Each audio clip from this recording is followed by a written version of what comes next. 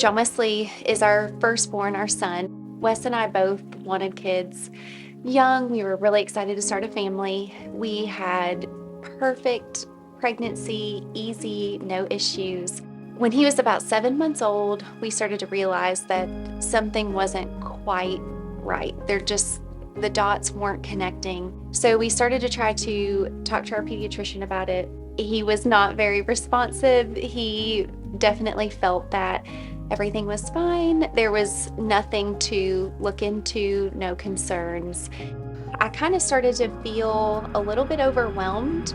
I just felt this, okay, I'm not helping him. Something is going on and I don't know how to help him. I had remembered that a little boy that I babysat for had attended somewhere called the Bell Center, and he had an autism diagnosis.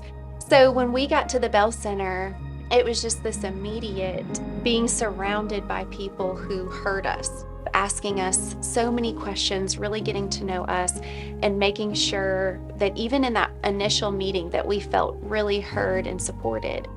And they probably knew as soon as you walked in the door, it's like, yeah, he checks every box. You should be coming here. But they didn't make us feel like that. Usually individuals do not get a diagnosis of Pitt-Hopkins syndrome, which is what he has, till much, much later.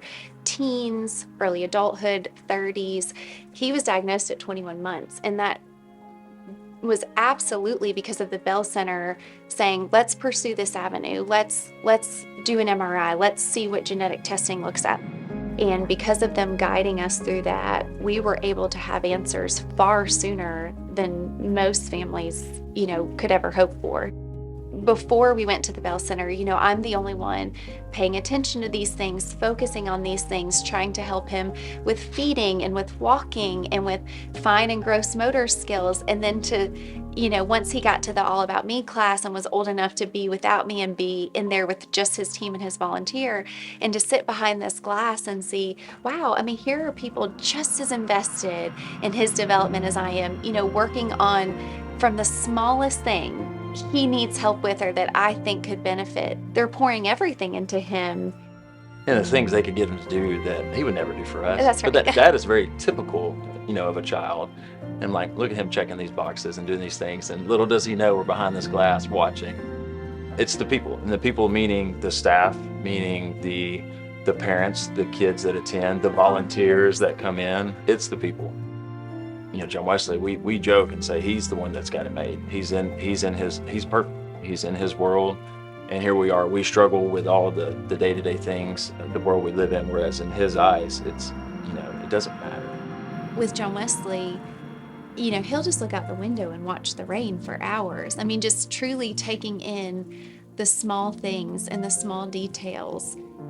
He'll always be innocent, he'll always have this sort of pureness about him. Before John Wesley, we would view it as there's something wrong, or there's something that needs to be fixed, or we need to change him. And I just view it so differently now. I think we'd all be better off if we were more like him. We'd all be happier. We'd have a better outlook, a better perspective. We'd be more content.